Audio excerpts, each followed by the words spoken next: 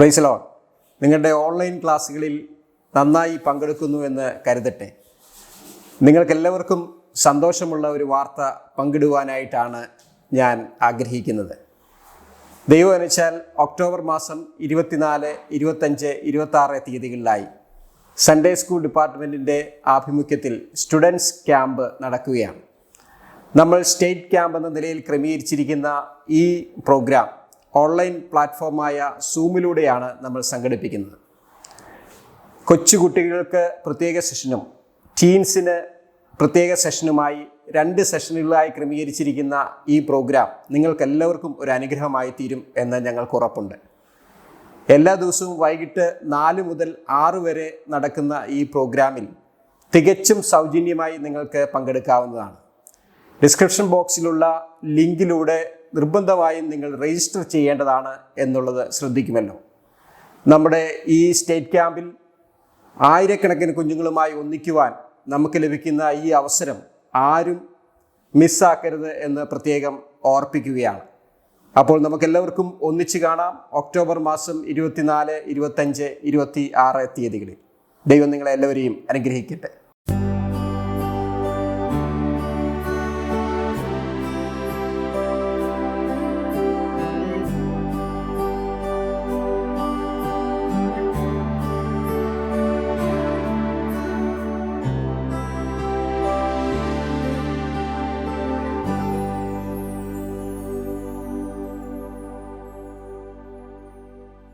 ദൈവത്തിന് മഹത്വം.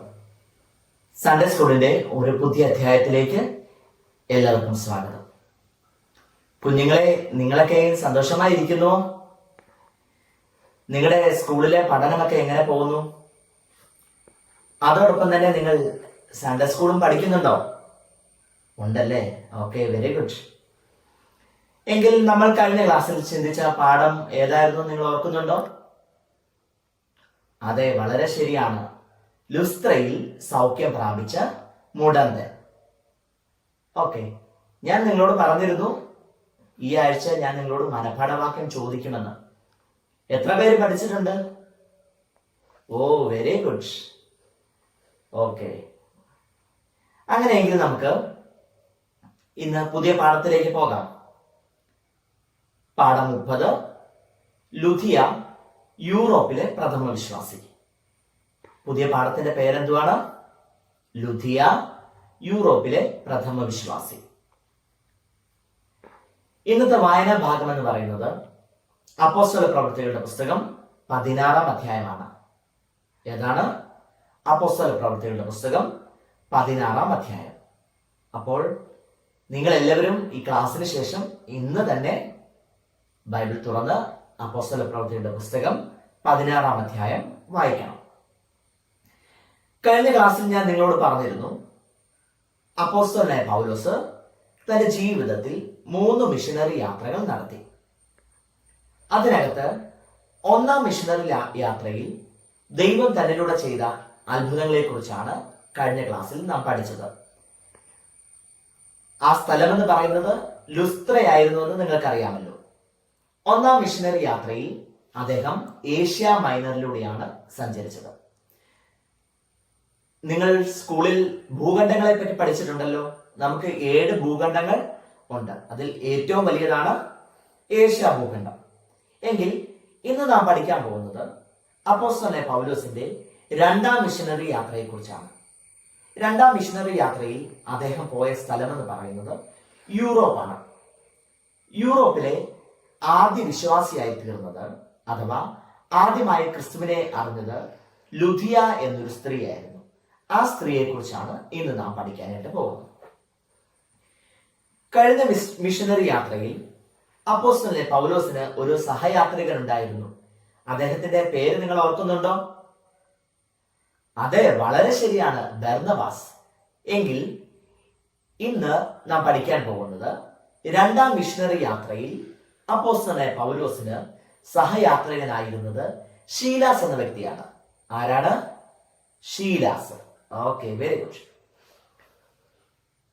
അങ്ങനെ അപ്പോസ്തലനായ പൗലോസും ബർന്നബാസും ആസ്യ എന്ന് പറഞ്ഞ സ്ഥലത്ത് ദൈവത്തിന്റെ വചനം അറിയിച്ചു കൊണ്ടിരുന്ന സമയത്ത് ഒരിക്കൽ പരിശുദ്ധാത്മാവ് അവിടെ അവരെ വചനം വിലക്കുവാൻ ഇടയായി തീർന്നു. അങ്ങനെ അവർ അവിടെ നിന്ന് ഏഷ്യ മൈനറിൽ നിന്ന് യാത്ര ചെയ്ത് ത്രോവാസ് എന്ന സ്ഥലത്ത് എത്തി. അവർ എവിടെ എത്തി? ത്രോവാസ്. ത്രോവാസ് എന്ന് പറയുന്നത് കടലിന് തീരത്തുള്ള ഒരു സ്ഥലമാണ്. ത്രോവാസ് എന്ന് പറയുന്നത് കടലിന് തീരത്തുള്ള സ്ഥലമാണ്. എനിക്ക് തോന്നുന്നു നിങ്ങൾക്കൊക്കെയും കടൽ തീരത്ത് പോകാനും കളിക്കുവാനും ഒക്കെ വളരെ ഇഷ്ടമല്ലേ? അതെ, ബീച്ചിൽ പോകാനൊക്കെ വളരെ ഇഷ്ടമാണല്ലേ? Okay, very good. ഓക്കെ, ഇപ്പോൾ നമ്മുടെ അപ്പോസ്തലനായ പൗലോസ് ആയിരിക്കുന്നത് എവിടെയാണ്? ത്രോവാസിലാണ്. അങ്ങനെ അവർ ത്രോവാസിലെത്തി. ഏഷ്യ മൈനറിൽ അഥവാ ആസിയയിൽ അവസാനമായി അവര് ശുശ്രൂഷിച്ച സ്ഥലം, അല്ലെങ്കിൽ പൗലോസ് അവസാനമായി ആയിരുന്ന സ്ഥലം ത്രോവാസ് ആയിരുന്നു. അങ്ങനെ ത്രോവാസിൽ അവർ പാർക്കുന്ന സമയത്ത് ഒരിക്കൽ രാത്രിയിൽ അപ്പോസ്തലനായ പൗലോസിന് ഒരു ദർശനം ഉണ്ടായി. ദർശനം എന്ന് പറഞ്ഞാൽ എന്താണെന്ന് നിങ്ങൾക്കറിയാമോ? അതെ, സ്വപ്നം എന്ന് വേണമെങ്കിൽ നമുക്ക് പറയാം. നിങ്ങളൊക്കെ സ്വപ്നം കാണാറുള്ള ആളുകളാണോ? ഓ അതെ അല്ലേ. എന്തൊക്കെ സ്വപ്നങ്ങളായിരിക്കും നിങ്ങൾ കാണുന്നത്? ഓ പല രീതിയിലുള്ള സ്വപ്നങ്ങൾ കാണാറുണ്ട്. ഓക്കെ. നിങ്ങൾ സ്കൂളിലെ ക്ലാസ്സിൽ പഠിക്കുന്നതിനിടയിൽ, അല്ലെങ്കിൽ അധ്യാപകർ സ്കൂളിൽ ക്ലാസ് എടുക്കുന്നതിനിടയിൽ നിങ്ങൾ സ്വപ്നം കാണാറുണ്ടോ? ഇല്ല. മിടുക്കരാ കേട്ടോ. ഓക്കെ. അങ്ങനെയെങ്കിൽ അപ്പോസ്തലനായ പൗലോസ് ത്രോവാസിലായിരുന്ന സമയത്ത് അദ്ദേഹം ഒരു ദർശനം കണ്ടു. ദർശനം എന്താണെന്ന് ചോദിച്ചാൽ, മക്കദോനിയ എന്ന് പറഞ്ഞ സ്ഥലത്തെ അഥവാ മക്കദോനിക്കാരനായ ഒരു പുരുഷൻ തന്റെ അടുക്കൽ വന്നിട്ട് പൗലോസിനോട് പറയുകയാണ്, നീ മക്കദോനിയിൽ കടന്നു വന്ന് ഞങ്ങളെ സഹായിക്കണമേ. എന്താണ് ആ പുരുഷൻ പറഞ്ഞത്? നീ മക്കദോനിയിൽ കടന്നു വന്ന് ഞങ്ങളെ സഹായിക്കണമേ. അങ്ങനെ ആ ദർശനം ഉണ്ടായത് മൂലം ഉടൻ തന്നെ, അല്ലെങ്കിൽ പിറ്റേ ദിവസം അപ്പോസ്തലനായ പൗലോസ് അവിടെ നിന്ന് ത്രോവാസിൽ നിന്ന് കപ്പൽ കയറി യൂറോപ്പിലേക്ക് യാത്രയായി. ത്രോവാസിൽ നിന്ന് കപ്പൽ കയറി എവിടേക്ക് യാത്രയായി? യൂറോപ്പിലേക്ക് യാത്രയായി. അങ്ങനെ യൂറോപ്പിലെ ഫിലിപ്പ് എന്ന് പറഞ്ഞ സ്ഥലത്തെത്തി. യൂറോപ്പിലെ ഫിലിപ്പ് എന്ന് പറഞ്ഞ സ്ഥലത്ത് അദ്ദേഹം എത്തി. അങ്ങനെ അവിടെ ആയിരുന്ന സമയത്ത് ഒരു ദിവസം, ഒരു ശബത്ത് നാളിൽ അദ്ദേഹം പ്രാർത്ഥനയ്ക്കായി അവിടെയുള്ള പള്ളികൾ അന്വേഷിച്ചു. സാധാരണ യഹൂദന്മാരുടെ പള്ളികൾക്ക് പറയുന്ന പേരെന്താണെന്ന് നിങ്ങൾക്കറിയാമോ? അതെ, വളരെ ശരിയാണ്, സിനഗോഗ് എന്നാണ് പറയുന്നത്. അങ്ങനെ അപ്പോസ്തലനായ പൗലോസ് സിനഗോഗിനെ പറ്റി അന്വേഷിക്കുവാനിടയായി.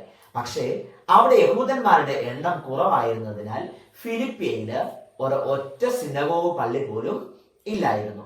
അങ്ങനെ അവിടെ സിനഗോഗ് ഇല്ലാഞ്ഞത് മൂലം അവിടെയുള്ള യഹൂദന്മാരും ജാതികളും ചെയ്യുന്നത് എന്താണെന്ന് ചോദിച്ചു കഴിഞ്ഞാൽ, അവർ അവിടെയുള്ള പുഴവക്കത്തോ അല്ലെങ്കിൽ മരത്തിന്റെ തണലിലോ ഒക്കെയാണ് തങ്ങളുടെ ആരാധനകൾ നടത്തിക്കൊണ്ടിരുന്നത്. അങ്ങനെ ജാതികളും യഹൂദന്മാരും അവിടെ ഒരു പുഴവക്കത്ത് ഒന്നിച്ചു കൂടി വന്നു. അവിടേക്ക് നമ്മുടെ അപ്പോസ്തലനായ പൗലോസും എത്തുവാനിടയായി തീർന്നു. തുടർന്ന് അപ്പോസ്തലനായ പൗലോസ് ദൈവവചനത്തിൽ നിന്ന് ആധികാരികമായി സംസാരിക്കുവാൻ തുടങ്ങി. അങ്ങനെ അദ്ദേഹം സംസാരിച്ച സമയത്ത് അത് കേൾക്കുവാൻ അവിടെ പല ആളുകളും കൂടി വന്നു. അവിടുത്തെ പ്രധാന ശ്രോതാക്കൾ ആരായിരുന്നു എന്ന് നിങ്ങൾക്ക് ഊഹിക്കാമോ? അതെ, നിങ്ങൾ പറഞ്ഞത് വളരെ ശരിയാണ്. അവിടുത്തെ പ്രധാന ശ്രോതാക്കൾ സ്ത്രീകളായിരുന്നു. ഇന്നാണെങ്കിലും നമ്മുടെ സമൂഹത്തിൽ നോക്കിയാൽ, സഭയിലാണെങ്കിലും മറ്റുള്ള കൂട്ടങ്ങളിലാണെങ്കിലും പുരുഷന്മാരെക്കാൾ അധികം നമുക്ക് കാണുവാൻ കഴിയുന്നത് സ്ത്രീകളെയാണ്. അങ്ങനെ ആ കൂട്ടത്തിൽ ഏഷ്യ മൈനറിലെ തുയതൈര പട്ടണക്കാരത്തിയും രക്താംബരം വിൽക്കുന്നവളുമായ ലുധിയ എന്നൊരു സ്ത്രീ ഉണ്ടായിരുന്നു. ഏത് പട്ടണക്കാരത്തിയാണെന്നാണ് ഞാൻ പറഞ്ഞത്? തുയതൈര പട്ടണക്കാരത്തി. ഏഷ്യ മൈനറിലെ തുയതൈര പട്ടണക്കാരത്തിയായ ആ സ്ത്രീയുടെ പേരെന്തുവായിരുന്നു? ലുധിയ. ലുധിയ എന്നൊരു സ്ത്രീ ഉണ്ടായിരുന്നു. അവളുടെ ജോലി എന്തെന്നാണ് ഞാൻ പറഞ്ഞത്? രക്താംബരം വിൽക്കുന്നവൾ. രക്താംബരം വിൽക്കുക എന്ന് പറഞ്ഞു കഴിഞ്ഞാൽ നിങ്ങൾക്ക് എന്താണ് മനസ്സിലായത്? രക്താംബരം എന്ന് പറഞ്ഞു കഴിഞ്ഞാൽ രാജാക്കന്മാരും ധനികരായ ആളുകളും ധരിക്കുന്ന വില കൂടിയ വസ്ത്രങ്ങളെയാണ് രക്താംബരം എന്ന് പറയുന്നത്. അതായത് രാജാക്കന്മാരും ധനികരും ധരിക്കുന്ന വില കൂടിയ വസ്ത്രങ്ങൾ വിൽക്കുന്ന ഒരു സ്ത്രീ ആയിരുന്നു ലുധിയ. അപ്പോസ്തല പ്രവർത്തികളുടെ എഴുത്തുകാരനായ ലൂക്കോസ് ആ സ്ത്രീയെ കുറിച്ച് പറയുന്നത് അവൾ ദൈവഭക്തയായിരുന്ന ഒരു സ്ത്രീയാണെന്നാണ്. അങ്ങനെ ലുധിയ ദൈവവചനം കേൾക്കുവാൻ തന്റെ ഹൃദയം തുറന്നു കൊടുക്കുവാൻ ഇടയായിത്തീർന്നു. ഹൃദയം തുറന്നു കൊടുക്കുക എന്ന് പറഞ്ഞാൽ നിങ്ങൾക്ക് എന്താണ് അതിൽ നിന്ന് മനസ്സിലാകുന്നത്? ഓപ്പറേഷൻ ചെയ്ത് നമ്മുടെ ഹൃദയം തുറന്നു കൊടുക്കുന്നതാണോ? ഒരിക്കലുമല്ല. ഹൃദയം തുറന്നു കൊടുക്കുക എന്ന് പറഞ്ഞു കഴിഞ്ഞാൽ ദൈവവചനം കേൾക്കുവാൻ അവൾ തന്റെ കാത് കൂർപ്പിച്ചു, അഥവാ അവളുടെ മനസ്സ് കൊടുക്കുവാനിടയായി തീർന്നു. പറഞ്ഞ കാര്യങ്ങളെ, അപ്പോസ്തലന്മാരുടെ വായിൽ നിന്ന് വരുന്ന കാര്യങ്ങളെ അവൾ തന്റെ ഹൃദയത്തിൽ സംഗ്രഹിക്കുവാനിടയായി തീർന്നു. കുഞ്ഞുങ്ങളെ, നിങ്ങളും അപ്രകാരം തന്നെ ആയിരിക്കണം. ദൈവവചനം ശ്രവിക്കുന്ന സമയത്ത് വളരെ ശ്രദ്ധയോടെ വേണം നിങ്ങൾ ഇരിക്കുവാൻ. അങ്ങനെ നിങ്ങൾ വളരെ ശ്രദ്ധയോടെ ഇരിക്കുന്നുവെങ്കിൽ ദൈവത്തിന്റെ വചനം നിങ്ങളുടെ ഹൃദയത്തിൽ പരിവർത്തിക്കുവാനിടയായി തീരും. അങ്ങനെ ദൈവവചനം കേൾക്കുകയും മനസ്സിലാക്കുകയും ചെയ്ത അവൾ വിശ്വാസ സ്നാനം സ്വീകരിക്കുവാനിടയായി തീർന്നു. വിശ്വാസ സ്നാനം എന്ന് പറയുന്നത് കർത്താവിന്റെ കൽപ്പനയാണെന്ന് നിങ്ങൾക്ക് അറിയാമല്ലോ. അങ്ങനെയാണ് ലുദിയ യൂറോപ്പിലെ ആദ്യ വിശ്വാസിയായി തീർന്നു. അപ്പോൾ നിങ്ങളോട് ഒരു ചോദ്യം ചോദിക്കുകയാണ്, യൂറോപ്പിലെ ആദ്യ വിശ്വാസി ആരെന്ന് ചോദിച്ചു കഴിഞ്ഞാൽ, അഥവാ പ്രഥമ വിശ്വാസി ആരെന്ന് ചോദിച്ചാൽ നിങ്ങൾ എന്തുത്തരം പറയും? ലുദിയ. വളരെ ശരിയാണ്.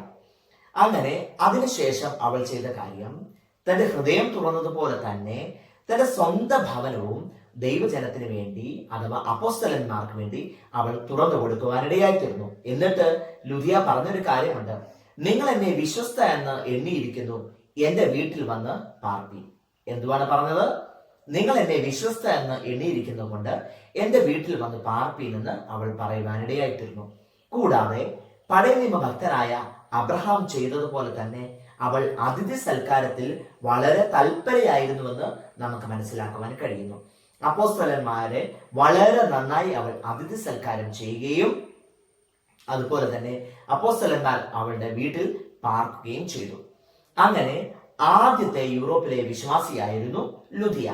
അതിനുശേഷം വീണ്ടും യൂറോപ്പിൽ വിശ്വാസികൾ ഉണ്ടായി.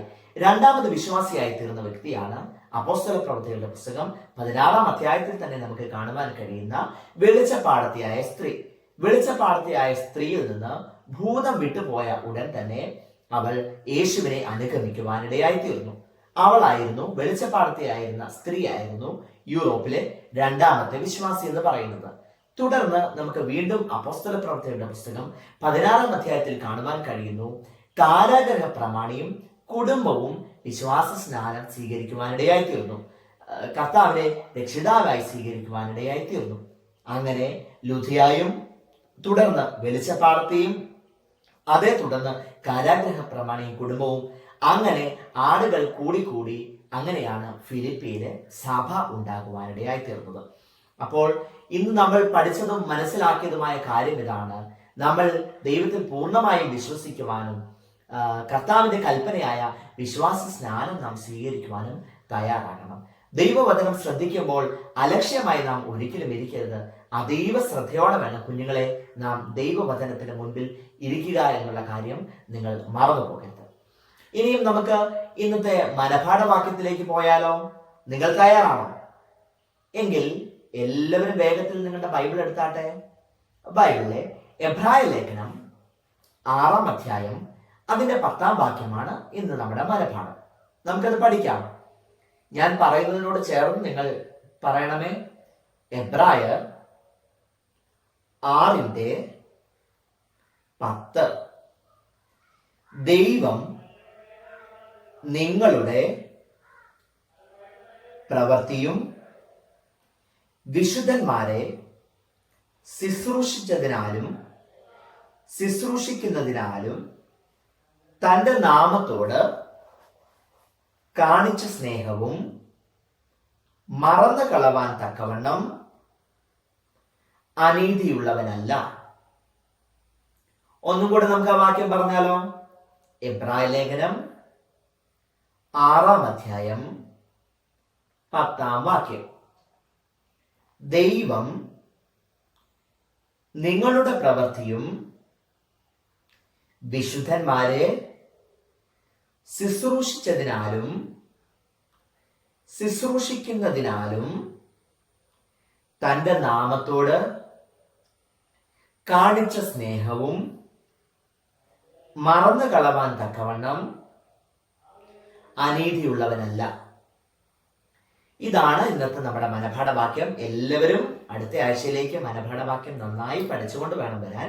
അതുപോലെ അപ്പോസ്തല പ്രവൃത്തികളുടെ പുസ്തകം 16-ാം അധ്യായം എല്ലാവരും വായിക്കണം. അതുപോലെ ഞാൻ നിങ്ങൾക്ക് ഒരു ആക്ടിവിറ്റി തരികയാണ്. അതായത് നമ്മുടെ മനഃപാഠവാക്യം എബ്രായ ലേഖനം 6-ാം അധ്യായം 10-ാം വാക്യം നിങ്ങൾ പേപ്പറിലോ ബോണ്ട് പേപ്പറിലോ അഥവാ ചാർട്ട് പേപ്പറിലോ സ്കെച്ച് ഉപയോഗിച്ച് വൃത്തിയായിട്ട് എഴുതി അത് ഞങ്ങൾക്ക് അയച്ചു തരണമെന്ന് നിങ്ങളോട് അപേക്ഷിക്കുകയാണ്. അപ്പോൾ അടുത്ത ക്ലാസ്സിൽ നമുക്ക് കാണാം. അതുവരത്തേക്കും ദൈവം എല്ലാവരെയും അനുഗ്രഹിക്കുമാറാകട്ടെ.